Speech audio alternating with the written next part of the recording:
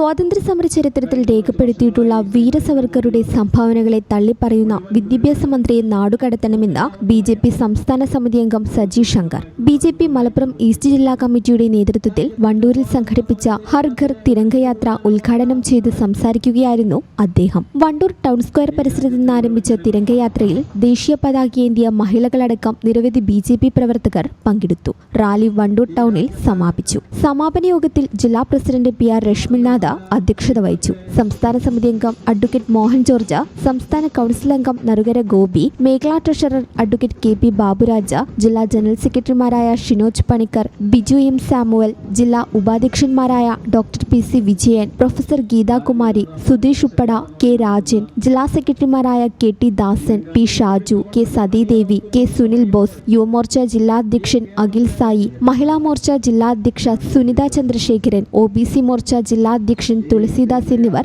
യാത്രയ്ക്ക് നേതൃത്വം നൽകി. ഈ channel news Wandoor. KSFE Valanchery ബ്രാഞ്ചിൽ ഉടൻ ആരംഭിക്കുന്നു 100 മാസ ചിട്ടി. 25 ലക്ഷം രൂപയുടെ ചിട്ടി. വീട് പണിയാൻ, ബിസിനസ്സിന് എല്ലാത്തിനും അനുയോജ്യം. വളാഞ്ചേരി ബ്രാഞ്ചുമായി ഉടൻ ബന്ധപ്പെടുക.